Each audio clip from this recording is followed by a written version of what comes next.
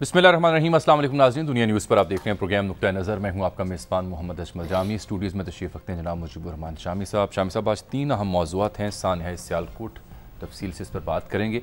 और PDM का सरबराही इजलास आज मुनक्किद हुआ। इसमें अहम फैसला ये किया गया है कि PDM लॉन्ग मार्च करेगी हुकूमत के ख़िलाफ़, और इसका नाम महंगाई मार्च रखा गया है। 23 मार्च को ये लॉन्ग मार्च PDM का इस्लामाबाद पहुँचेगा। और तीसरा अहम मौजू आज के हमारे प्रोग्राम का लाहौर का ज़िमनी इंतखाब है, जहाँ जीत तो पाकिस्तान मुस्लिम लीग नून गई, लेकिन कई एक सवाल जन्म ले रहे हैं। पाकिस्तान पीपल्स पार्टी ने माजी की निस्बत यानी आम इंतखाबात की निस्बत 6 गुना ज़्यादा वोट हासिल किए। इससे क्या मुराद ली जाए, इस पर भी हम बात करेंगे।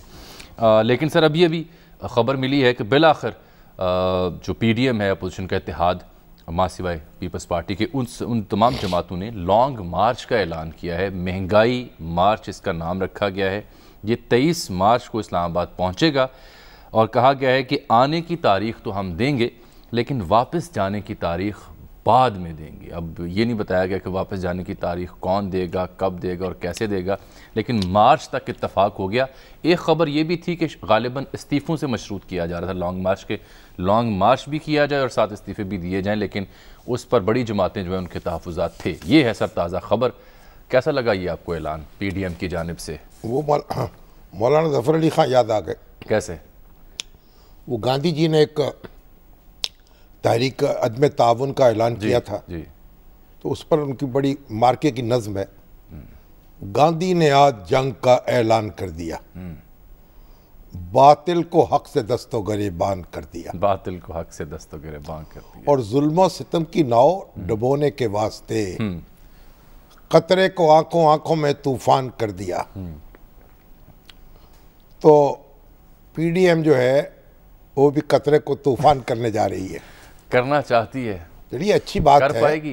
देखिए, एक्सरसाइज होनी चाहिए, कोई हिलजल होनी चाहिए, कोई हिलजल होनी चाहिए, को हुकूमत पे दबाव बढ़ना चाहिए अपोजिशन की जानिब से। अपोजिशन की जानिब अपोजिशन से। ऐसे ही करती है। और अब ये कहा गया है कि चले जाएंगे, फिर वापस आने के बारे में कुछ नहीं। तो इसका मतलब ये है कि जब तक कीमतें कम नहीं हो जाएंगी, अच्छा, इसका मतलब ये है वापस नहीं आएंगे, या फिर वहीं रहेंगे इस्लामाबाद। देखिए, या फिर वो वाला मामला ना हो जो पिछली दफा मौलाना साहब के साथ हुआ था। देखिए, कोई नहीं, चार्टर ऑफ डिमांड तो कोई होना चाहिए ना। आप महंगाई की बात कर रहे हैं, उसे कम किया जाए, क्या मुतालबात कर रहे हैं, क्या इक़दामात होने चाहिए, उन इक़दामात अच्छा, ये वैसे बयान करें। ये शामी साहब वैसे इस बात से आप इत्तफाक करते हैं कि ये कमज़ोरी रही है PDM के मुतालबात की फहरिस्त की? जब भी हमने बात की तो ये कमज़ोरी रही है कि वाज़े मुतालबात या वाज़े प्लान ऑफ एक्शन हमेशा हमें देखने को नहीं मिला बज़ाहिर। देखिए, बात ये, जब भी कोई तहरीक चलती है उसमें मुतालबा किया जाता है ना, कोई ये डिमांड ही है, 1 2 3 कि ये मुतालबात हैं, इसके लिए हम आ रहे हैं। अब जुल्फ़िकार अली भुट्टो साहब के खिलाफ जो तहरीक चली, तो तहरीक ये थी ना कि इंतखाबात कराए जाए, जी, नए और हमारी शराइत के मुताबिक कराया जाए, मुनसफाना और आज़ादाना। तो फिर उन्होंने वो असम्बलियाँ डिज़ोल्व कर दी, नए इंतखाबात का मुतालबा तस्लीम कर किया। उनके इंतज़ामात पर बहस जारी थी कि मार्शल लॉ आ गया। तो फिर मार्शल लॉ आया तो होना तो ये चाहिए था ना। एक तस्दीक कर दी, क्या बात दुरुस्त है कि इत्तफाक राय हो चुका था? नहीं, इत्तफाक राय मार्शल से पहले इंतखाबात पर हो चुका था। ठीक। लेकिन इंतखाबात के इंतजामात क्या होंगे, अच्छा, इस पर नहीं हो रहा था। इस पर बहस जारी थी, इस पर एक डेडलॉक था। कहते थे इम्प्लीमेंटेशन काउंसिल बननी चाहिए। उस वक्त निगरान हुकूमत का कोई तसव्वुर नहीं था। बिल्कुल ठीक। तो फिर जो मौजूदा हुकूमत होती है वही इंतखाबात कराती है। दुनिया में वैसे तो उसूल यही कहीं भी हुकूमत खत्म नहीं होती, वही हुकूमत इंतखाब कराती। सही। इंडिया में भी, जी, बरतानिया में भी, तुर्की में भी, न्यूजीलैंड में भी, पार्लिमानी हुकूमत हो या सदारती हो, हुकूमत मौजूद रहती है, इलेक्शन कमीशन आज़ादाना काम करता है और इंतखाबात होते हैं। पाकिस्तान में भी यही हो रहा था। तो बाद में तसव्वुर आया ना कि निगरान हुकूमत जो है उसकी जरूरत वो एक कायम होनी चाहिए, वो तस्वुर भी को खास कामयाब नहीं हुआ। लेकिन बांग्लादेश ने, लेकिन नजरिया तो यही था ना कि निगरान हुकूमत की जेर निगरानी अगर होगा इलेक्शन तो तहफ़्फ़ुज़ात तस्लीम कर लिया जाए, एतराज़ात कम होंगे। अच्छा, अब बांग्लादेश में भी ये तजर्बा हुआ, लेकिन फिर नाकाम हो गया। वहां आइन में तरमीम करके निगरान हुकूमत का तस्वुर खत्म कर दिया गया। सही। और पाकिस्तान में जो निगरान हुकूमतों का तस्वुर मौजूद है वो भी एक ढीला ढाला है, उससे तो मतलूबा नताइज हासिल नहीं हुए। माजी के 2 इंतखाबात जो 3 इंतखाबात पर फिर उंगलियां उठाई जाती हैं और बे सवालत उठाए जाते हैं, हालांकि निगरान हुकूमतों ने वो इंतखाबात कराए थे। तो बहरहाल आपके पास चार्टर ऑफ डिमांड तो को होना चाहिए ना, इसी नुक्ते को आगे बढ़ा कि आपने महंगाई कम करनी है, उसके खिलाफ एहतजाज हो रहा है। अगर ना आप ये कहें, देखिए क्या कहें, ये इकदामात किए जाएं, महंगाई नंबर 1, नंबर 2, नंबर 3, इससे महंगाई कम होगी। सेल्स टैक्स कम किया जाए। ये तो आप बड़ी तकनीकी बात करें ना, यही पीडीएम एक ज़माने में हुकूमत की लेजिटिमेसी नहीं मानती थी, धांधली का रोना रोती थी, नए इंतखाबात का बात करती थी, लेकिन अब तो उससे हटके ये महंगाई के ऊपर आ गए। ये सारी बातें अपनी जगह दुरुस्त होंगी। हमारी गुजारिश ये, उस वक्त भी हम यही अर्ज करते थे ना, आप ये कहें कि जनाब ये मुतालबा है हमारा, हुकूमत से आप चाहते हैं इस्तीफा दे, वो मुतालबा करें। क्यों दे ये भी बताएं, क्यों दे ये भी बताएं। आपको नए इंतखाबात होने चाहिए, वो आप चार्जशीट लगाएं कि इस वजह से इंतखाबात होने चाहिए। मतलब ये है कि आप एक नारा लगा रहे हैं और नारे के साथ आप कोई आपने उसकी तफसील नहीं बयान कर रहे। पूछते हैं यासिर, महंगाई का खात्मा, महंगाई का खात्मा हो जाए, दुरुस्त कैसे हो जाए कि आप कुछ आप मुतालबा करें ना कि ये मुतालबात हैं, इनके नतीजे में महंगाई कम होगी, वगरना हम यहीं बैठे हैं, वगरना तो हम बैठे हुए हैं। तो उससे महंगाई बढ़ेगी या कम होगी, क्योंकि इस्लामाबाद का जो बाजार है उसमें तो महंगाई बढ़ जाएगी, क्योंकि जब आपके लोग वहां से चीजें खरीद रहे होंगे तो उनको किल्लत हो जाएगी, वहां किल्लत हो जाएगी। तो बात यह है कि ये थोड़ा सा हमारे दोस्तों को ये एक फोकस करना चाहिए।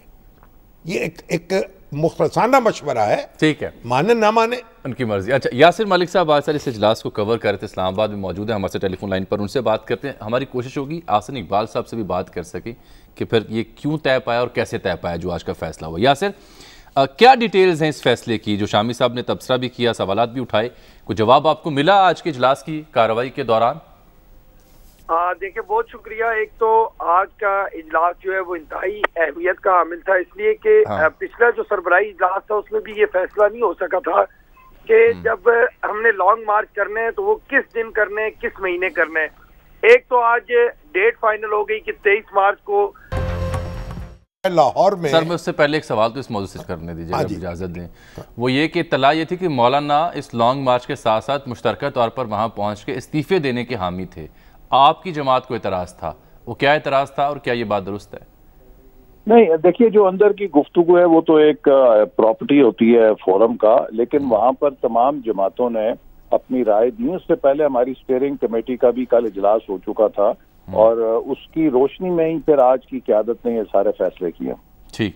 अच्छा, ज़िमनी इलेक्शन पर आने से पहले शामी साहब ने चूंकि एक नगमे का जिक्र किया तो मुझे याद आ गया सर, बड़ा पुराना, ये 40-50 की दहाई का गाना था, शमशाद बेगम ने ये गाया था फिल्म हंगामा के लिए, पतंगा के लिए। मेरे पिया गए रंग, मेरे पिया गए, वहां से आया टेलीफोन। चलिए, अल्लाह करे कहीं टेलीफोन इनको भी आए, सिर्फ दूसरों को ना आते रहे। लाहौर का ज़िमनी इंतखाब साहब, उससे पहले कुछ फिगर्स हैं लाहौर का ज़िमनी इंतखाब जो है। साथ ही आसन साहब, सर ये 2018 में 14 उम्मीदवार थे यहाँ पर। परवेज़ मलिक साहब मरहूम ने 89,678 वोट लिए थे, एजाज चौधरी साहब ने 77,231 और TLP के उम्मीदवार ने 13,235।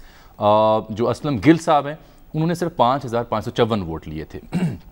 अब 11 कैंडिडेट थे ज़िमनी इंतखाब में और शाइस्ता परवेज़ मलिक साहबा ने 46,811 वोट हासिल करके कामयाबी हासिल की है। असलम गिल साहब जिन्होंने 5,554 वोट लिए थे, उन्होंने 32,313 वोट हासिल किए। इत्तला ये थी कि पीपल्स पार्टी का हदफ 30 था, उससे भी 2,000 ज़्यादा उन्हें मिले। तो शाइस्ता परवेज़ साहबा ने अपने मरहूम खावन से 42,867 कम वोट हासिल किए। असलम गिल साहब ने अलबत्ता 26,728 ज़्यादा वोट हासिल किए आम इंतखाबात के निस्बत, और परवेज़ मलिक साहब ने जो इंतखाब जीता था वो 12,000 वोटों की लीड से जीता था, जबकि शाइस्ता परवेज़ मलिक साहिबा ने 14,000 वोटों की लीड से जीता है। फवाद चौधरी साहब ये कहते हैं कि PTI का उम्मीदवार नहीं था, उसके बाद आपको नज़र आ गया कि दोनों जमातों की मकबूलियत क्या है, कम टर्नआउट रहा है, हालांकि ये 50% से ज़्यादा टर्नआउट था आम इंतखाबात में। नहीं, ये तो ठीक है, PTI का अगर उम्मीदवार होता तो घुमसान का रन पड़ता, लोग जोक दर जोक वोट देने के लिए निकलते। अब तो समझ रहे थे कि एक तरफा एक इलेक्शन हो रहा है, तो इसलिए लोगों में वो ज़्यादा ज़ौक़ शौक नहीं था वोट डालने का। मैं तो उस हल्के में रहता हूँ ना, वोटर हूँ उस हल्के का, मैंने वोट डाला है इस इलेक्शन में। तो आसन साहब, आपका तज्जिया क्या कहता है? आपके तो वोट कम हो गए हैं। नहीं शामी साहब, ये जो अदब के साथ जामी साहब ने जो तजिया दिया, ये एप्पल्स एंड ऑरेंजेस का मुकाबला किया। अच्छा, बिल्कुल ठीक। देखिए, आप नंबर्स जो हैं, नंबर्स के साथ कंपेयर नहीं कर सकते जब तक कि आप टोटल वोट कास्ट को टोटल वोट कास्ट से ना कंपेयर करें। 18% वोट कास्ट हुआ है 2018 में हमें जो टोटल कास्ट वोट थे उसमें से 47% वोट पड़े, यानी कि मुस्लिम लीग नून ने 47% वोट लिया था 2018 में टोटल कास्ट वोटों का, जो डाले गए वोट। 2021 में 58% वोट लिया। हमारा शेयर जो है 11% बढ़ा है। इसी तरह जो एंटी मुस्लिम लीग नून वोट था वो तकरीबन जो 53% था 2018 में, वो घट के अब 42% हो गया है। और पीपल्स पार्टी ने जो वोट लिया है वो एंटी मुस्लिम लीग नून वोट लिया है, क्योंकि प्रिंसिपल कैंडिडेट वही थे, PTI का कैंडिडेट नहीं था। अगर PTI का कैंडिडेट होता तो शायद पीपल्स पार्टी को फिर भी 3,000 या 5,000 वोट पड़ने थे। यहाँ पर तो हमारे तमाम मुखालिफ कुव्वतों ने इत्तेहाद कर लिया था, तो रेस्ट ऑफ द 11 जो है उसने मिलकर ये वोट लिए हैं, और जो कि 2018 के तनासुब के मुकाबले में बहुत कम है। हमारे मुखालफत में वोट जो है कम हुए हैं, और हमारी हमायत में उनका तनासुब 47 से 58% हो गया। गोया आपको इत्मीनान का इज़हार करना चाहिए, और पीपल्स पार्टी की खुशी जो मना रही है पीपल्स पार्टी, उसे वो मनानी नहीं चाहिए। हम अगर कोई खुशी मनाता है तो हम किसी की खुशी में क्यों भंग डालें? बहुत बहुत शुक्रिया आसन इकबाल साहब। लेकिन शामी साहब, ये देखिए पीपल्स पार्टी का रिवाइवल नहीं हुआ, नहीं 5,000 से 32,000। नहीं, नफसियाती तौर पर तो उनको तो जरदारी साहब ने दावा कर दिया कि पंजाब का अगला वज़ीर आला पीपल्स पार्टी का होगा, अगला वज़ीर आला भी हमारा होगा। लेकिन देखिए, और उन्होंने एक इजलास भी बुला लिया। अभी तो देखिए जो हमारी अवामी तहरीक है, पैट हजरत मौलाना ताहिरुल कादरी साहब मददुल्लाह अली की, शेखुल इस्लाम की, उसमें जो खुर्रम नवाज गंडापुर थे वो तो जुलूस में शरीक थे, पीपल्स पार्टी वाले, पीपल्स पार्टी के जुलूस में। और मैंने उनसे कहा, ट्रक के आगे पैट थी, पीछे कहते हम हमायत कर रहे हैं। मैंने कहा ये इज्जत का सवाल है। कहने के हाँ, इज्जत बरकरार रहेगी, तो इज्जत तो बहाल रह गई। लेकिन पीपल्स पार्टी के रिवाइवल पे जो बात की जा रही मतलब है, पैट जो थी, साबित किया, पैट के वोट भी गए। और उसके बाद यह है कि वो हल्का है, अकलियतों के वोट भी मिले, अकलियतों के वोट। अब आप ये देखिए, फिर कोई वोट खरीदने की भी मामला हुआ नून लीग और पीपल्स पार्टी की जानिब से 2,000, 3,000, 4,000 और आखिरी दिन 5,000 वीडियोस हैं। वो तो नहीं, वीडियोस तो ड्रामा भी होता है ना, क्योंकि मुस्लिम लीग नून को तो वोट खरीदने की जरूरत नहीं, आंखों देखा हाल भी ड्रामा होगा, ड्रामा था क्योंकि जरूरत नहीं थी ना। वो तो अगर पीपल्स पार्टी के कुछ लोगों ने ऐसी कोई हरकत की है तो वो साबित कर दीजिए इलेक्शन कमीशन पे जाके। जब तक साबित नहीं होती तो ड्रामाई तश्कील कहेंगे ना उसको। लेकिन एक बात मैं बताऊँ आपको, वो क्या, देखिए ये है राई बरादरी जो है, उस बड़ी तादाद में उसके वोटर मौजूद हैं। अब मुस्लिम लीग नून जो है उसने वोट एक तो अपना टिकट दिया मोहतरमा शाइस्ता परवेज को जी, जो परवेज मलक मरहूम की अहलिया है, फिर उस बरादरी का भी ख्याल रखा। जबकि जो PTI थी उसने जमशेद चीमा साहब को टिकट दिया, उसने बरादरी का ख्याल नहीं रखा। और मियां चौधरी एजाज साहब जो थे वो पिछले इलेक्शन में यहाँ से उम्मीदवार थे, और बड़ा टफ उन्होंने टाइम दिया। वो भी एक राई बरादरी के चश्मचराग हैं। परवेज साहब को टफ टाइम दिया। उन्होंने देखिए 10,000 वोट का सिर्फ फर्क था, 12,000 का। तो अगर अभी इलेक्शन होता, अगर PTI होती तो घुमसान का रन तो पड़ता। लेकिन पीपल्स पार्टी जो है अब उसमें जो एक तवानाई पैदा होगी और असलम गिल साहब बड़े पुराने उनके कारकुन हैं, जाले हैं, और उनको वो तो दाद वसूल कर सकते हैं। तो इसका मतलब ये भी तो हुआ ना कि अगर पीटीआई ऐसे मार्के में ना हो तो इलेक्शन में वो दम खम नहीं रहता। हाँ, नहीं, जाहिर है वो तो इस वक्त तो पीटीआई और नून लीग का मुकाबला है, लेकिन देखिए पीपल्स पार्टी जो है ना, वो तो बड़ी मायूसी जो है, मायूसी गुनाह है। तो उनके लिए तो मायूसी छटने का इम्कान पैदा हुआ मायूसी गुनाह है। कोशिश करते रहें, भाग दौड़ जारी रखें, जारी है, मुस्तकबिल जो है उस पर नजरें हैं, उस पर नजर रखें, नई राहें तलाश करे पीपल्स पार्टी, आगे बढ़ते रहें, नई तरकीब सोच रही है। अच्छी बात है। अच्छा। पीपल्स पार्टी पंजाब में अगर जड़े नहीं, ओवरऑल भी सोच रही है नई राहें, अच्छी बात है। ठीक, एक ब्रेक ले लो। नई राहें तलाश करनी पड़ती हैं, नई उमंगें होती हैं, लीडरशिप नई होती है, ये सारे काम करने पड़ते हैं, पापड़ बेलने पड़ते हैं। एक ब्रेक नाज़रीन, ब्रेक के बाद वापस आते हैं तो फिर अफसोसनाक तरीन जो खबर है इन दिनों की सानह सियालकोट, उस पर कुछ बात करने की कोशिश करेंगे। हमारे साथ रहें।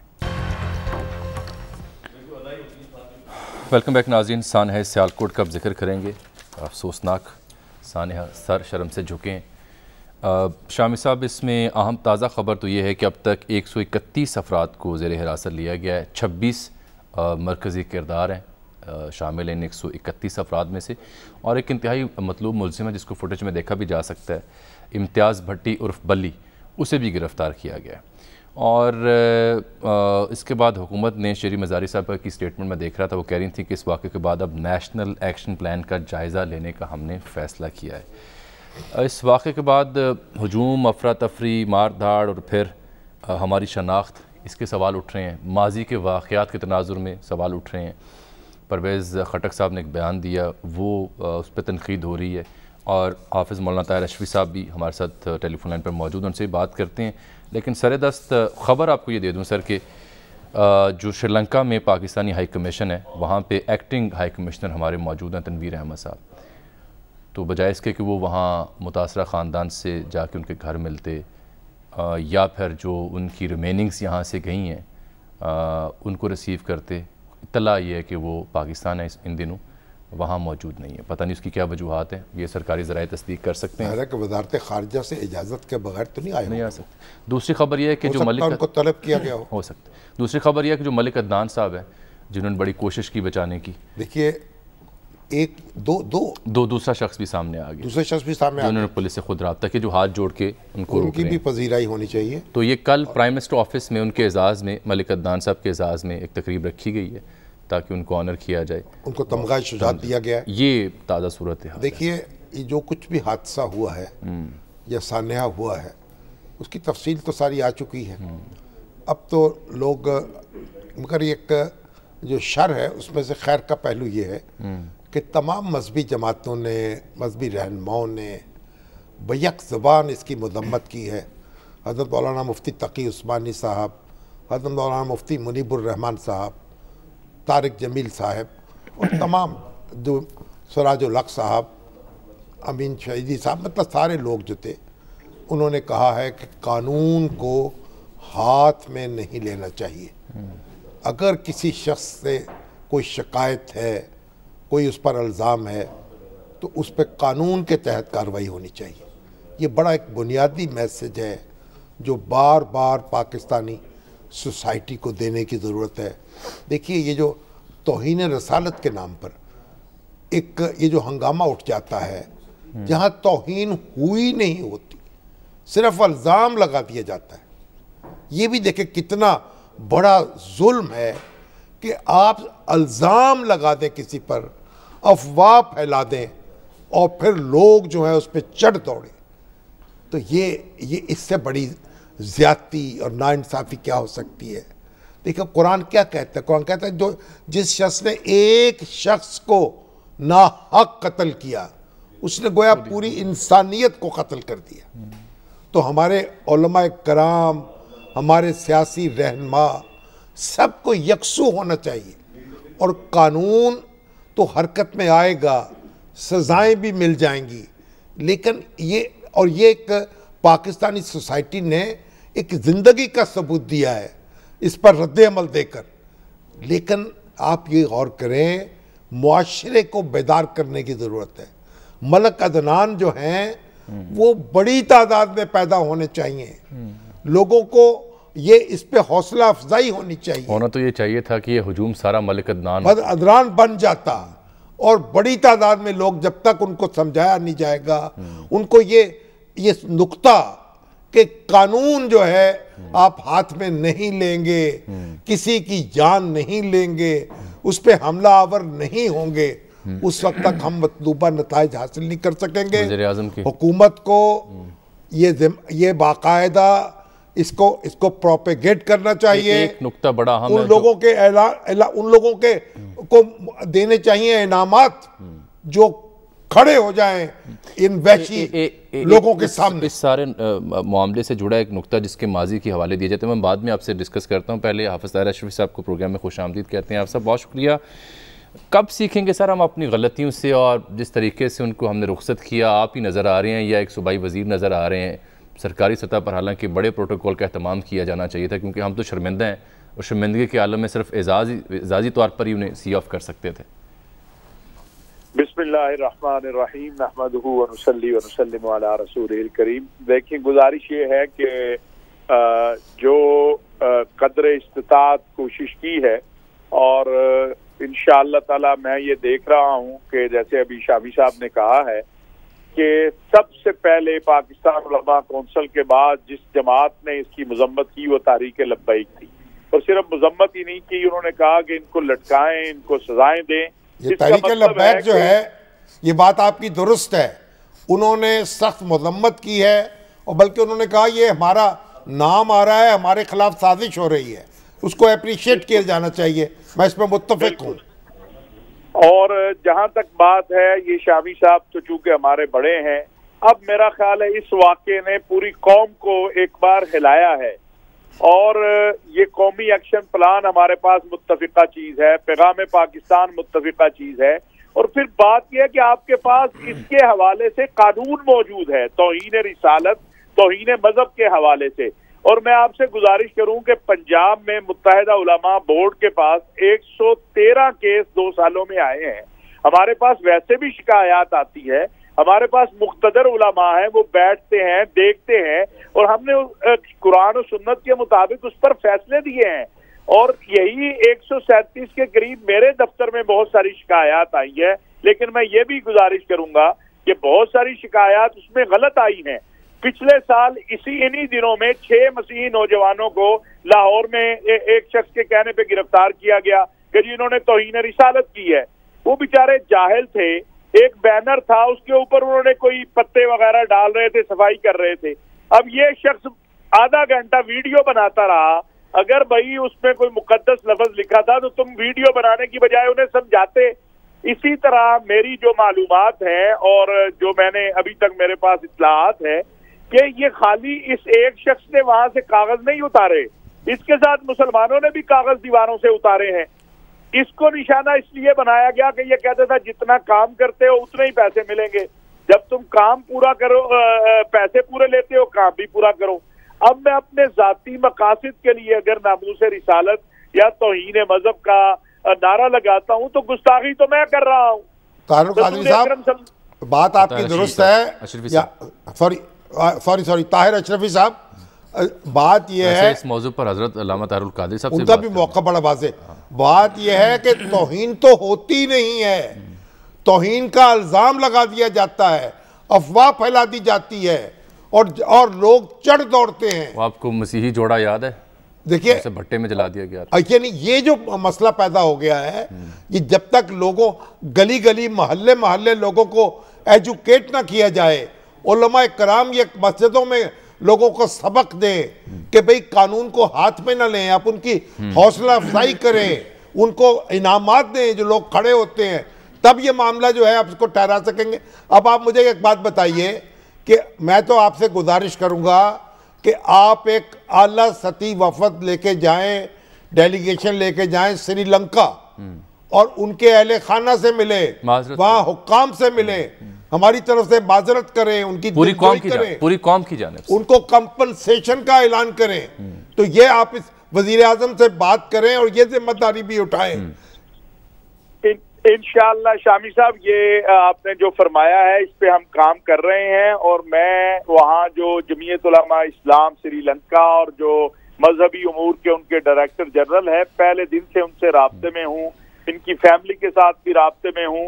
ये बिल्कुल आपने दुरुस्त फरमाया। और ये जो जुमा आ रहा है, कल तमाम मकातिब फिक्र के उलमा और जो हमारे मसीही कायदीन है, उन्होंने कहा कि इतवार को हम इसकी मजम्मत करेंगे और जुमे को जो मुस्लिम उलमा है वो बताएंगे कौम को कि तौहीन रिसालत है क्या, तौहीन मजहब है क्या, और इस वाक़े की मजम्मत करेंगे। अब जरूरत इसी बात की है कि कौम को आगाही भी दी जाए। ये नौजवान जो नारा मार के डंडा मार रहा है कि भाई खुदा का वास्ता है, तौहीन क्या है उसको समझ तो ले। और ये बिल्कुल आपकी बात दुरुस्त है कि इल्जाम लगता है।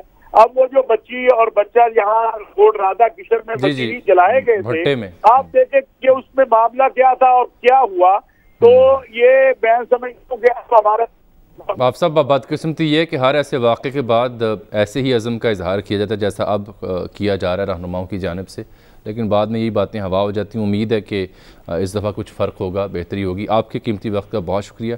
शाम साहब, वो परवेज़ खटक साहब का मैं जिक्र कर रहा था, उनका बयान भी मौजूद बहस है। परवेज़ खटक साहब ने ये कहा है, देखिए सही, देखिए क्या फरमा रहे हैं परवेज़ खटक साहब। जो कह रहे हैं कि TLP के देखो वजूहात आपको भी पता है, बच्चे हैं, बड़े होते हैं, इस्लामी दीन है, सोच ज्यादा जोश में आ जाते हैं, जज्बे में वो काम कर लेते हैं। इसका ये मतलब नहीं कि ये किया तो ये हो गया। ये हर एक अपनी सोच है।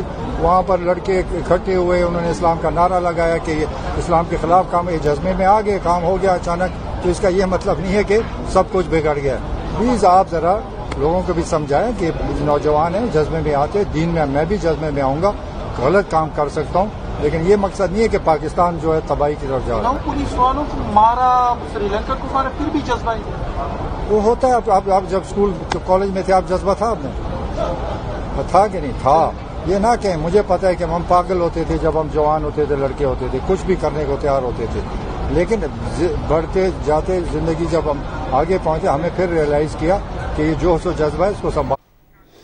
अब सर मसला ये है कि इसकी कई तावीलें हो सकती हैं, लेकिन क्या पाकिस्तान के वज़ीर दिफा का ये बयान बैनुल-अक़वामी बरादरी और बिलखुसूस श्रीलंकन कौम और मुतासरा ख़ानदान इसको बाइक कर सकती है? कोई वजह बचती है? बाकी देखें, इस बयान की ज़रूरत थी इस मौके पर? देखें, जो बात वो कह रहे हैं ना, नीयत तो उनकी ऐसी बुरी नहीं है।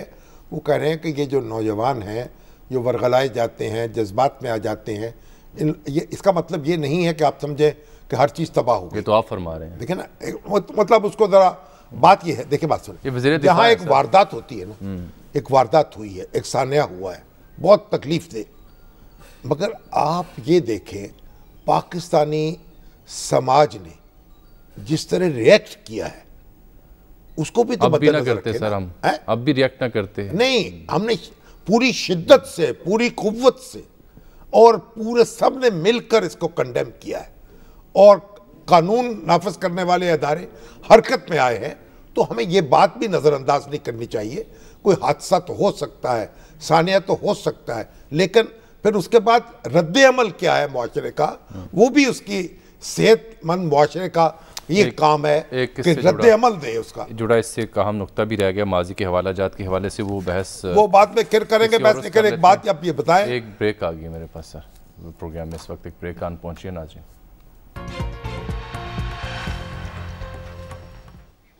नाज़रीन, इसके साथ ही आज के प्रोग्राम का वक्त यहाँ ख़त्म होता है। आपसे मुलाकात कल, तब तक के लिए इजाज़त, अल्लाह हाफ़िज़।